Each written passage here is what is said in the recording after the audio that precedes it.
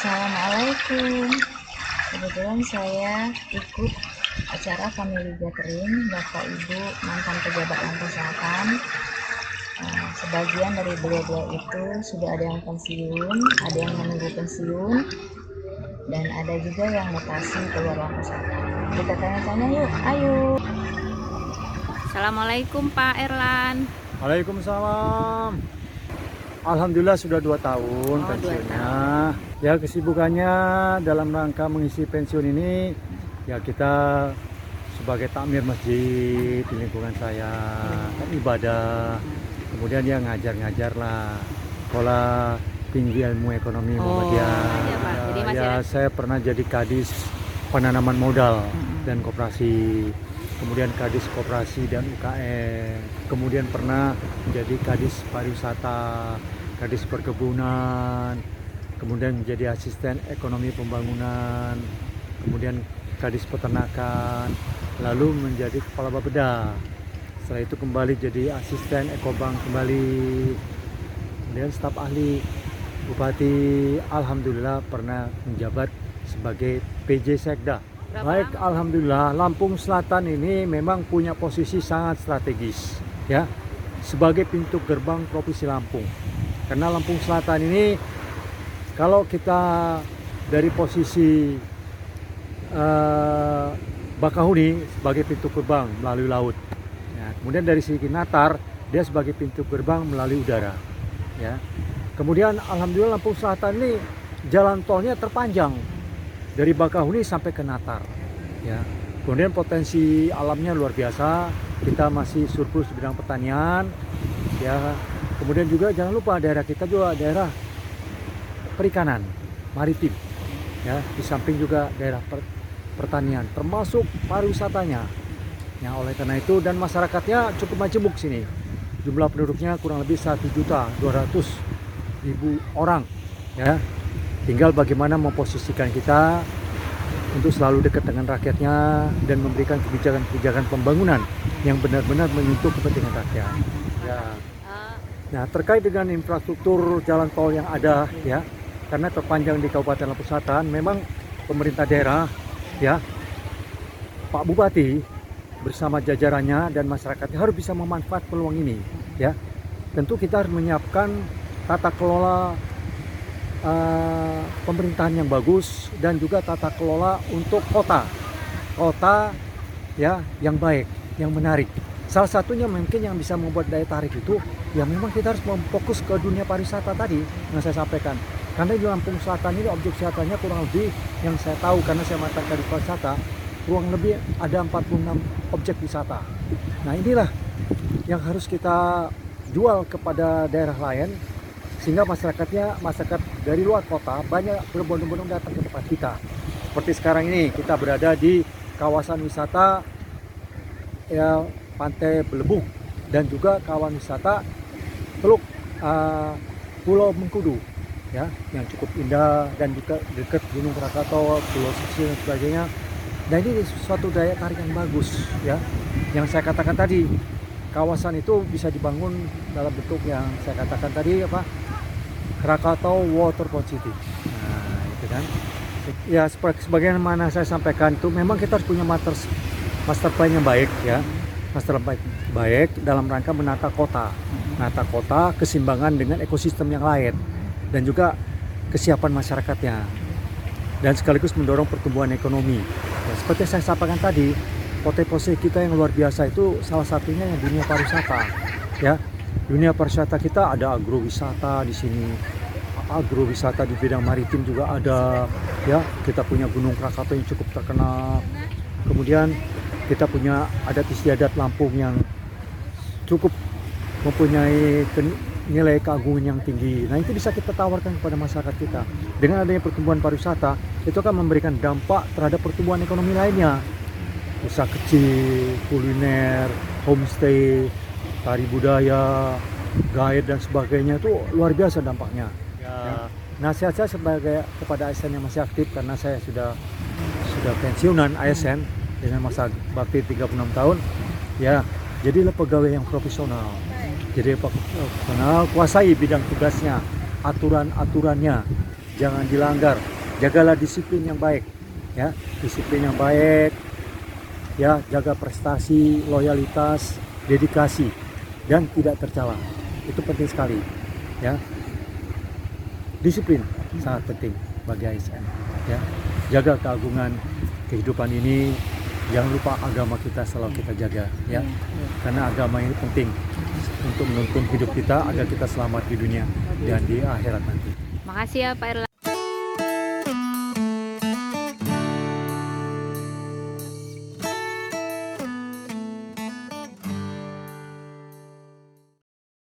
Kesibukannya ya olahraga, kemudian kembali ke basic berkebun. Oh, berkebun. Berkebun, bertani, kemudian ringan-ringan ya kadang-kadang mancing sama kawan-kawan. Olahraga yang tegur nih naik sepeda, kemudian jalan pagi.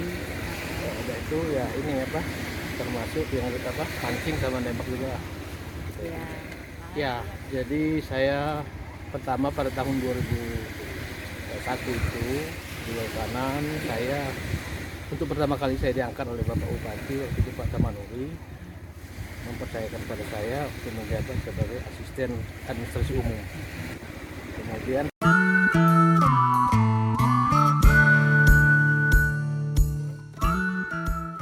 setelah pada tahun 2007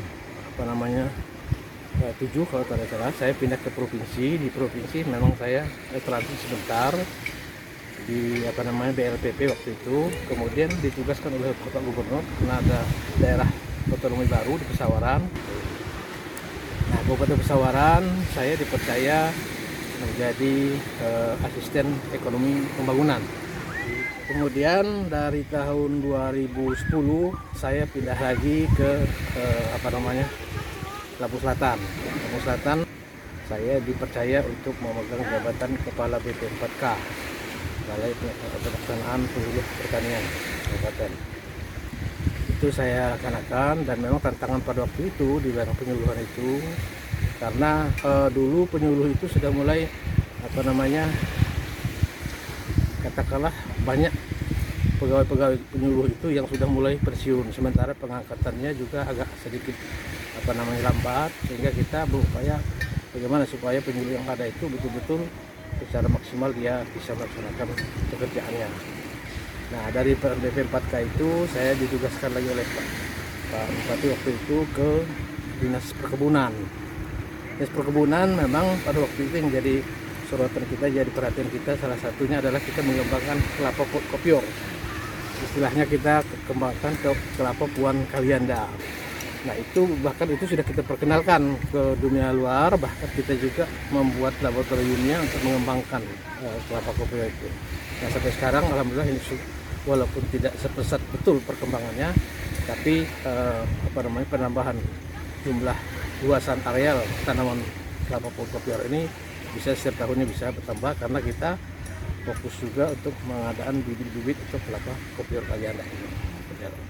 Kemudian dari situ saya ditugaskan oleh Pak Bupati ke staf ahli. Waktu itu saya staf ahli bidang keuangan karena kembali lagi ke perkebunan untuk dapat terus melakukan pembinaan terhadap semua komoditi perkebunan. Kemudian saya juga ditugaskan oleh Pak Bupati walaupun hanya sebentar sebagai PLT Kepala Dinas Pemuda dan Olahraga. Itu waktu itu ada kegiatan Porprov di Bandar Lampung, kita ikut dan alhamdulillah juga banyak prestasi-prestasi yang bisa kita peroleh oleh atlet-atlet kita. Nah, terakhir saya dikembalikan ke menjabat sebagai Kepala Dinas Pertanian dan Perkebunan, Hortikultura dan Perkebunan Kabupaten Lampung Selatan. Sampai pensiun saya di situ. Tanaman pangan kita fokus pada pajale, padi, jagung dan kedelai. Kalau bidang hortikultura banyak komoditi-komoditi kita kembangkan. Itu juga bidang perkebunan masih saya fokus juga ke bidang kepala kelapa Puan Kalianda itu kita kembangkan. Saya kira itu. Tetap bagaimanapun juga kita berharap bagaimana supaya Lampung Selatan ini tetap cepat maju, berkembang ya di semua sektor, terutama sektor-sektor yang pernah saya pimpin. Saya masih berharap ke depannya itu akan lebih maju lagi. Ya sebetulnya pertama tantangan kita di SDM ya. sumber daya manusia ya. Ini yang memang harus sekuat tenaga kita melakukan pembinaan karena sumber daya alam kita cukup berlimpah, tetapi SDM-nya ya, baik SDM itu yang memang petaninya langsung maupun petugas kita, supaya betul-betul bisa mengelola sumber daya alam yang ada dan bisa optimal dilakukan pembinaan dari sisi aparat kita ya. Aparat ya Pak. Penyuluh kita itu betul-betul harus diberikan selalu ditingkatkan kemampuan ditingkatkan, kemudian fasilitasnya dilengkapi ya. Kemudian sarana prasarananya, termasuk kesejahteraan mereka pun barangkali perlu kita perhatikan supaya mereka lebih semangat lagi, lebih giat lagi melakukan kepembinaan kepada petani. Karena seperti saya bilang tadi, memang aparat kita yang melakukan aktivitas katakan penyuluhan ini makin sedikit. Kita tahu pengangkatan itu sedikit sekali, sementara petugas kita, pegawai kita, penyuluh ini yang pensiun sudah cukup banyak. Nah, ini artinya punya tantangan tersendiri dengan luasan yang seperti ini, dengan pegawai yang makin berkurang. Ini mau nggak mau kemampuan mereka yang harus kita tingkatkan, fasilitas mereka yang harus ditingkatkan, teknologi mereka yang harus kita tingkatkan, yang harus kita kembangkan. Bahkan menurut saya kesejahteraan mereka juga harus kita perhatikan. Yang pertama, kita itu harus punya motivasi bekerja yang tinggi, kemudian disiplin, kejujuran untuk melaksanakan tugas kita. Tidak ada lain, harus seperti itu. Kita ada semangat itu karena harus diketahui bahwa menjadi ASN itu sangat berat. Banyak sekali orang yang sangat berkeinginan itu tapi tidak jadi.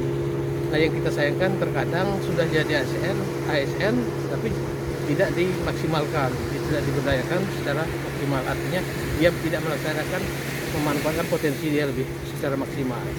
Terima kasih ya Pak.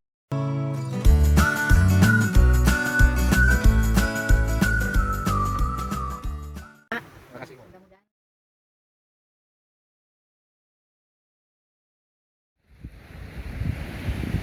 Assalamualaikum Pak Afrudin. Waalaikumsalam, Mbak Eni. Apa kabar Pak? Baik. Baik, Sehat-sehat alhamdulillah. saja. Sehat ya Pak? Alhamdulillah. Pensiun tahun berapa Pak? Pensiun tahun 2018. 2018 akhir ya. Pak? Kesibukan sekarang banyak mencari modal amal untuk akhirat. Fokus Banyak ibadah ya Pak ya? Ibadah, masjid, kemudian baca Al-Quran. Pokoknya lebih banyak yang tidak bernilai ekonomi. Ya semuanya berkesan karena masing-masing yang ditangani memang butuh pelayanan dari kita. Kalau perikanan kita melayani masyarakat nelayan, masyarakat petani, baik untuk meningkatkan pendidikannya maupun untuk mendukung usahanya. Dan kita upayakan fasilitas bantuan untuk masyarakat di bidangnya. Dan di ketahanan pangan juga demikian, kita berdayakan pekarangan untuk sebagai sumber lauk-lauk bagi keluarga-keluarga. Kemudian kita berdayakan makanan-makanan yang tadinya tidak begitu diberdayakan bisa menjadi bermanfaat dan bernilai tambah untuk masyarakat di Lampung Selatan. Kita ingin Lampung Selatan ini maju sebagai istilahnya wilayah masuknya dari Jawa, sehingga apa yang sudah diprogramkan pemerintah, contohnya dulu agrobisnis, itu bisa berjalan sehingga berdampak luas ke masyarakat. Kemudian ini sebenarnya harus dilihat lagi, dimajukan lagi. Kemudian segala program-program yang untuk mendukung masyarakat, memajukan, meningkatkan usaha ekonomi itu harus dipacu. Lebih banyak kita memberikan dukungan baik dari segi pendidikan, ilmu pengetahuannya maupun dukungan sarana-sarana yang barangkali bisa meningkatkan kegiatan usaha masyarakat, sehingga akan maju, apalagi dengan ada jalan tol. Peluang-peluang itu memang sangat terbuka, sehingga bagaimana pemerintah membumikan fasilitas tol itu dengan keberadaan masyarakat, jangan sampai berlawanan, sehingga dengan ada tol seolah-olah negeri Lampung Selatan ini tidak dilewati masyarakat, dilewati lalu lintas lagi. Nah, ini yang perlu dicari, ikon-ikon yang menarik, bisa makanan, bisa pariwisatanya, dan bisa segala macam yang barangkali di daerah lain tidak ada. Ini harus dibuat, sehingga akan menunjukkan Lampung Selatan diperhitungkan sebagai wilayah yang punya potensi besar. Ya, fasilitas sudah memadai, baik laut, udara, darat, kira sudah bisa dilalui oleh semua masyarakat.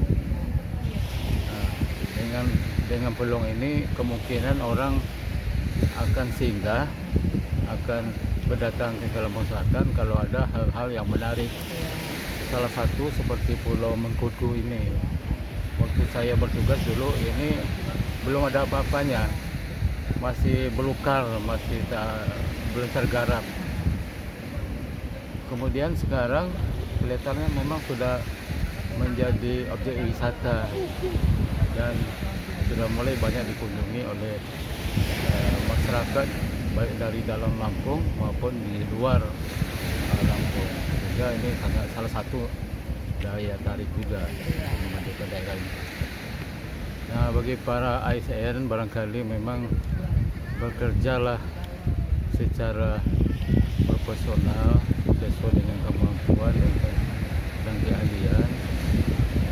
Carilah terobosan-terobosan yang menciptakan peluang-peluang bagi memajukan Lampung Selatan, sehingga tidak usah menunggu, artinya menunggu kebijakan-kebijakan, tapi masing-masing ASN ini punya gagasan yang disampaikan kepada pimpinannya, sehingga nanti pimpinan akan membuat suatu terobosan kebijakan itu dapat dilaksanakan.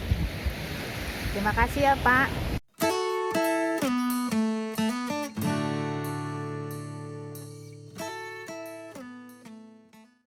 Sama-sama. Pak Cecep pernah menjadi Kepala BP4K, Kepala BLHD, Kepala Dinas Kelautan dan Perikanan, terakhir Kepala Dinas Ternakan dan Keswan. Assalamualaikum Pak Cecep. Waalaikumsalam. Sudah lama nggak ketemu ya Pak. Terakhir kalau nggak salah ya 2016 ya Pak. 16, ya. Apa sekarang Pak? Saya melanjutkan wira swasta Oh, di bidang peternakan. oh ternak ya Pak ya. Ya. Ha-ha. Di Pensiun? selatan kurang lebih 24 tahun. Oh 24 tahun.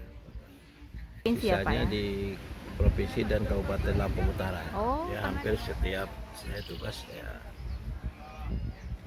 banyak yang berkesan ya. Mm-mm.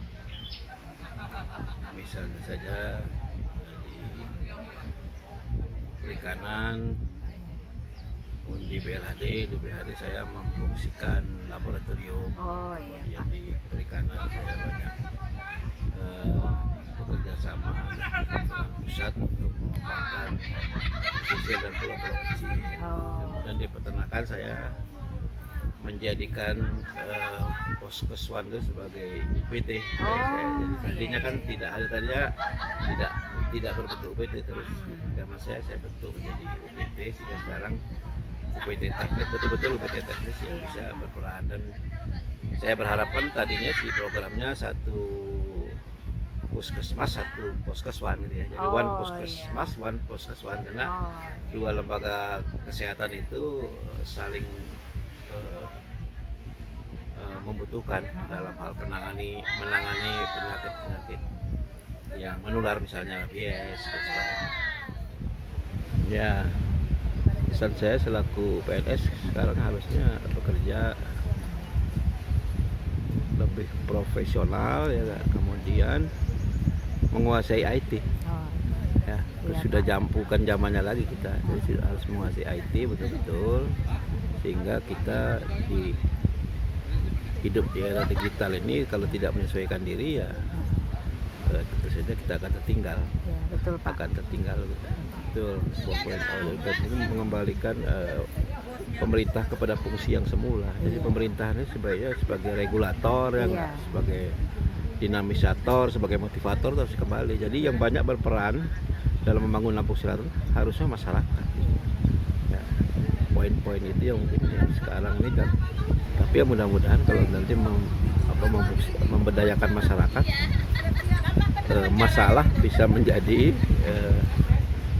potensi untuk semua kegiatan, bukan hanya wisata gitu. Oke Pak Cecep, Oke. terima kasih.